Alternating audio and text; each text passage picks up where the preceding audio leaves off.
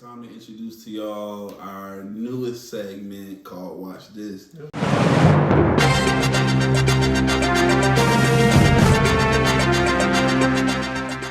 Where we really just bring y'all critiques on culture, unbiased critiques. We just showing y'all flat out what they're saying as far as like just watch this. Nobody. And we adding our critiques to the end of it. All right, it's no manipulated media, nothing like that.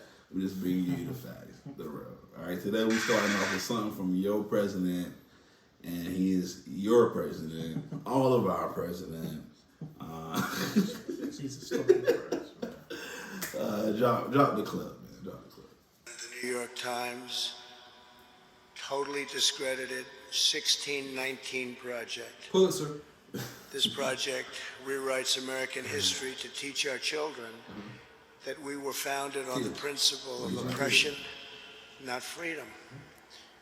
Nothing could be further from the truth. America's founding set in motion the unstoppable chain of events that abolished slavery, secured civil rights, defeated communism and fascism, and built the most fair, equal, and prosperous nation in human history.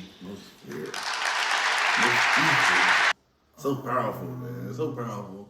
He skips over the fact that Americans embrace slavery to this day and just skip straight to abolish slavery. So he, as far as the 1619 project, which is the 1619 project for a reason, if the country was founded in 1776, slavery ended in 1867, right? So the slavery was still going on when the country was. Damn, that map is wild. So Ben Shapiro helped me with the map.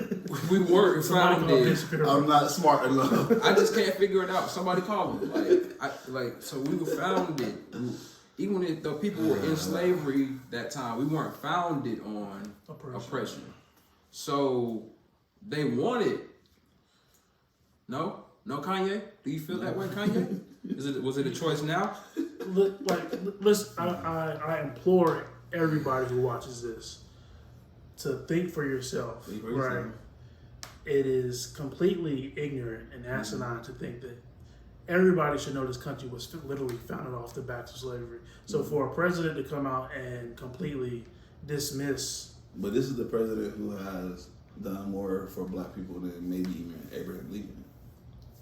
How is it possible that somebody... Hold on, you talking about Abraham Lincoln from the 1860s? Yeah, no, I'm talking the about... one that signed the Emancipation. Yeah, I'm talking about him. There's literally... even though I don't even fuck with him. What about Lyndon B. Johnson? Lyndon Johnson. Lyndon B. Johnson signed the Civil Rights Act. What about the New Deal with FDR? Which helped a lot of black people. Trump can talk all this stupid shit if he wants to. And even though I don't really fuck with Abraham Lincoln, he did sign the Emancipation Proclamation. So even though he wasn't necessarily going through with it, there's a very low bar to be. Yeah, it's low. It's a low bar to be. I ain't to gonna do say more that. than what. It's a low bar. The bar is low.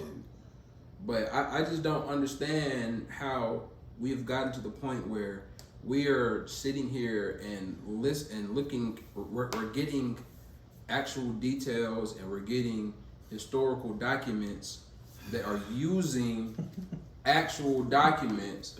They're actually pinpointing when slaves got here, giving that a project, and they're making it a curriculum in school. And it's propaganda. That's considered propaganda. It's propaganda. The curriculum in school, the only thing it really does is ask people to think freely. It's not whitewashing. Not the whitewashing of slavery. It's not, and all that. Like that's not a threat to the education of young people. It just frames America. Being frank about what happened. Actually being straightforward about what happened and how Columbus and his goons came over here and murdered. That's what they were. They were fucking. Don't forget about disease. Spread disease. They came over here and colonized, quote unquote, uncharted land. They discovered this land that people already lived on. Is that even possible? So when they say like neo-colonialism, what is that? Couldn't be what they were.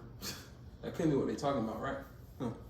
Interesting. I mean, you know, we just gotta start having these conversations, and you know, once these open thought, man. Once these quotes are made, they need to be brought out to the table immediately, and they need to be challenged immediately. Well, yeah. Ultimately, we can't just let blatant lies by the president. If the least we can do, the little bit we can do is drop a video about idiots talking shit on Twitter. Or whatever platform this dummy wants to use for the day. If it's dumb enough, we're gonna talk about it. then we're gonna let you be cognizant of it. So yeah. So tell me what you think about the president.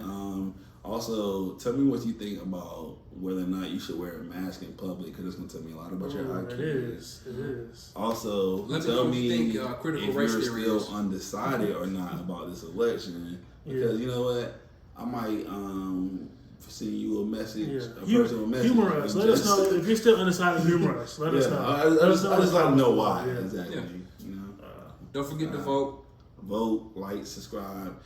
Also, Stephen Colbert dropped a lot of videos about state by state about what to do if you don't know how to vote. You don't think you registered. Check out Stephen Colbert's videos on that, because he dropped some good knowledge actually about getting people registered to vote. That's non-political. Voting is not a political issue. Nope. It's one of those rights that they were giving us. It is a right. You have to fall for it. Go express your right to vote. I'm not telling you how to vote. I'm telling you to vote. Just vote.